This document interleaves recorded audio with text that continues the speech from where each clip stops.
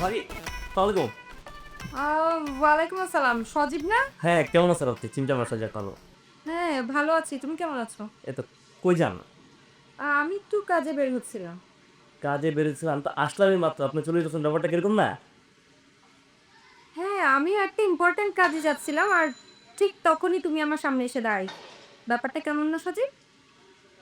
আচ্ছা, আমি আগে আসছি নাকি আপনি আগে বেরিয়েছেন? অবশ্যই আমি আগে আসছি। কারণ আমি সিঁড়ি থেকে নামতে, নামতে এখানে আসছি।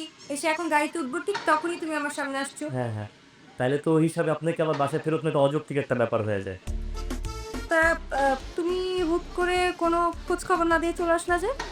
ভাবি আমি জুলমত ভাইকে গতকাল থেকেই অনেকবার ফোন দিছি বুঝছেন। তো ফোন দিলাম, তার ফোন আর ঢুকলো না। অনেকবারই ফোন দিলাম। তারপর আমার মা বলল যে হলো এক ভাইয়ের বাসা আরেক ভাই যাবে, আর আমি তো আর বাইরের কেউ না, আমি তো জুলমত ভাইয়ের আপন ভাইয়ের মতনই। তো এই জায়গায় গেলে তো এতবার ফোন কল করা বা জানানো এসব তো দরকার ছিল না। তবুও আমি তাকে অনেকবার ফোন দিছি, ফোন তার এখনও ঢুকতেছে না।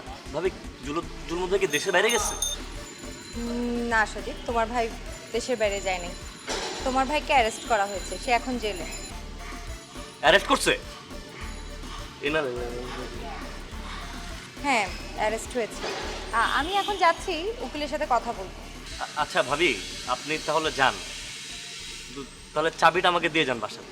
কি বল সজীব, আমি তোমাকে আমার বাসার চাবি দিয়ে যাব? হ্যাঁ, তো ভাইয়ের বাসায় ভাই থাকে না, আমরা তো অনেক থাকছি। আর আমি তো তার অনেক কাছের একটা ছোট ভাই, আপনি তো জানেন, রক্তের ভাইয়ের মতনই। ভাবি আপনি চাবিটা দিয়ে যান বাসার, আমি বাসায় থাকি। সেহেতু কোনো সমস্যার তো কোনো কিছু না, ভাইয়ের বাসা তো ভাই থাকেই। এছাড়া আমাকে তো অবিশ্বাস করেছিল, আমি তো আর চোর ডাকাত না। আরে দূর, বিশ্বাস অবিশ্বাসের কথা কেন আসছে? মানে আমি বলতে চাচ্ছিলাম যে তুমি এত দূর থেকে আসছো, বাসে কেউ নাই, একা বোর হয়ে যাবে না? আর একা একা ঘরে থাকতে তোমার তো খারাপ লাগবে, এই জন্য বলছিলাম। ভাবি কেউ থাকা বা না থাকে তো যায় আসে না। আমি তো বা চোর ডাকাতের কোনো, আমি তো চুরি করবো না আপনার বাসায়, আমি তো থাকতেই পারি। তুমি একটা সিম্পল ব্যাপারকে কেন এত পেঁচাচ্ছ আমি বুঝতে পারছি না। শোনো, আমি উকিলের সাথে কথা বলতে যাচ্ছি, ওখানে খুব বেশি হলে আমার 2 ঘন্টা সময় লাগবে। 2 ঘন্টা তো খুব বেশি সময় না। তুমি এখানে আশেপাশে কোথাও ঘুরেই তো 2 ঘন্টা পার করে দিতে পারবা। আচ্ছা ভাবি, তাহলে একটা কাজ করি, আমি আপনার সাথে যাই। আহ, তুমি আমার সাথে যাবে মানে?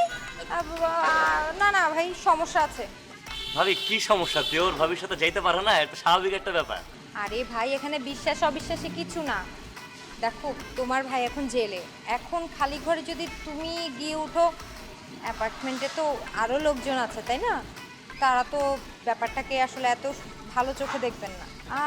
তুমি বরং এক কাজ করো, ওই যে চা দোকানটা দেখছো না, এখানে চাটা কিন্তু খুব মজা। হ্যাঁ, তুমি এখানে বসে বসে চা বিস্কিট খাও।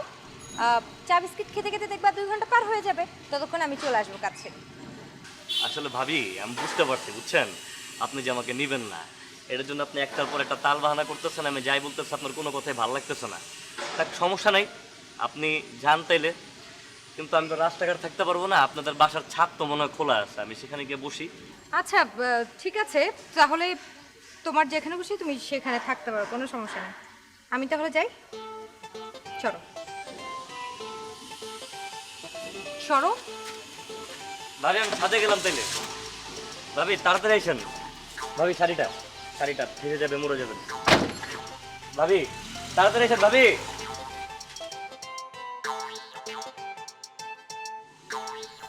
আজকে যদি জুলমত ভাই হাজতে না থাকতো, ভাবি কি আমার লগে এমনি কথা কইতে পারতো?